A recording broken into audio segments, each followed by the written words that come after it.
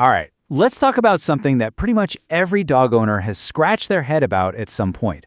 It's one of those great mysteries of pet ownership. You know the scene, right? You're out for a nice walk, everything's great, and then suddenly your dog is just mowing the lawn, like treating it as an all-you-can-eat salad bar. It's a classic dog thing, but what is actually going on there? It's so easy to just shrug and say, well, that's dogs for you, but the real reasons are way more interesting than you'd think. We're talking about a mix of ancient history, a little bit of self-medication, and, well, just having a good time. Okay, so let's dig into the first reason. And to do that, we've got to go way, way back to their wild ancestors and their appetites. So, this first clue, it's not about what's in their food bowl today. Nope, it's actually written in their DNA. This isn't about your dog being starving. It's more like a little echo from a much, much wilder time. Just picture their wild ancestors, like wolves. When they'd hunt, they didn't just eat the good stuff, they ate the whole animal. And what's inside the stomach of a plant-eating animal? Plants! So for thousands and thousands of years, a little bit of green just became part of the menu. It was expected. Yeah, it's like this little voice deep in their biology that says, hey, a complete meal should have some greens in it.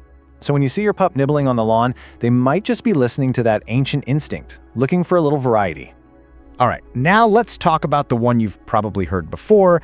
This is the big one, the idea that eating grass is basically a dog's version of a DIY stomach reset. And it makes sense, right? This is the conclusion most of us jump to. Your dog just seems a little off. Maybe something they ate isn't agreeing with them. So what do? They head straight for the grass to try and fix it themselves. The idea is pretty simple. Those long, tickly blades of grass can irritate their throat and stomach lining, which, you guessed it, makes them throw up. It's like their own natural eject button, a quick fix for whatever's bugging them, even if it's a little, messy.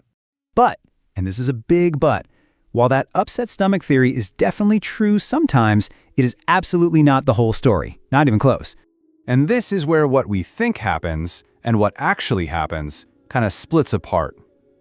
When researchers looked into it, they found that most dogs who eat grass, well, they aren't sick before they do it, and they don't get sick after.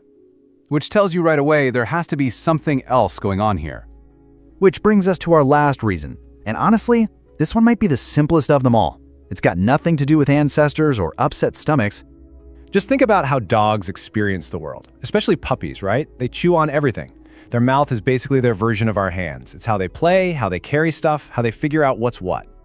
So, for a lot of dogs, grass is just interesting. It's new, it feels weird and crunchy in their mouth, it smells fresh, it's just a cool part of being outside.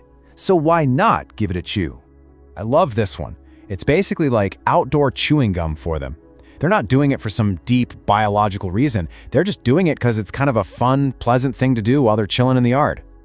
Okay, so we've got ancient instincts, a bit of self-medication, and just plain old fun. What's the final takeaway? Let's put it all together. The most important thing to remember is there's no single right answer. A dog munching on grass could be listening to its inner wolf one day, trying to settle its stomach the next, or just enjoying the crunch, Kind of like how a person might idly chew on a piece of straw. So the next time you see your dog having a little snack on the lawn, it's not just some weird habit. It's a little story about evolution and biology and just the simple joy of being a dog. It kind of makes you wonder what other ancient behaviors are hiding in plain sight, doesn't it?